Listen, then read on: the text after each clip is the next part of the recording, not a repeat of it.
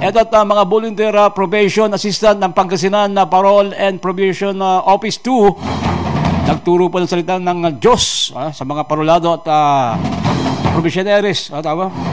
Narito ang balita ni Jude Briones.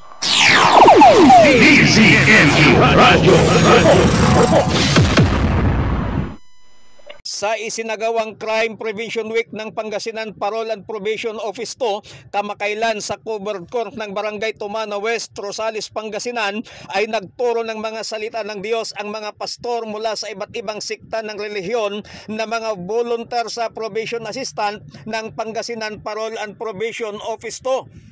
Ang mga volunteers probation assistant ay katuwang ng Pangasinan Parole and Probation Office 2 na matatagpuan sa bayan ng Rosales, Pangasinan para umalalay sa kanilang mga kliyenteng mga parolado at probationers para sa kanilang mga tuluyang pagbabago upang sila ay makabalik sa maayos na pamumuhay at muling maging kapaki-pakinabang na mamamayan. Ayon kay Ma'am Susan Bunyel, Chief ng Pangasinan Parole and Probation Office 2, napakalaking tulong sa kanila ang mga volunteers probation assistant sa kanilang ginagawang pagre-reforma sa kanilang mga kliyente. Minsan sa isang buwan na nagkakatipon-tipon ang lahat ng mga kliyente ng Pangasinan Parole and Probation Office 2 at laging nakaagapay ang kanilang mga volunteers probation assistant para magbigay ng gabay at salita ng Diyos. Ang mga Volunteers Probation Assistant o VPA sa Parole and Probation Administration ay may mahalagang papel na ginagampanan sa pagtulong sa mga probationer, parolado at nakapardon upang sila ay makabalik sa maayos na pamumuhay at maging kapaki-pakinabang na mamamayan.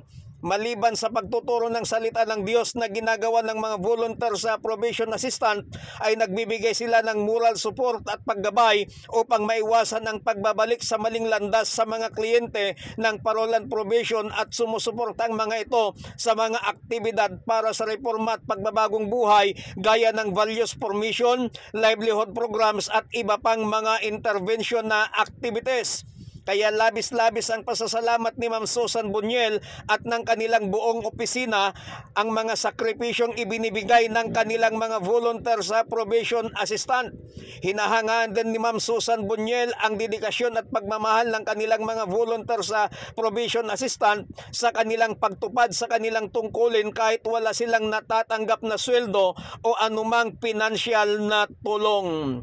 Mula dito sa bayan ng Rosales, Pangasinan, kasama si Nestle Jen Rabangwamel, Jude Briones nagulat para sa Target Owner sa DZME 1530 ang Radyo TV.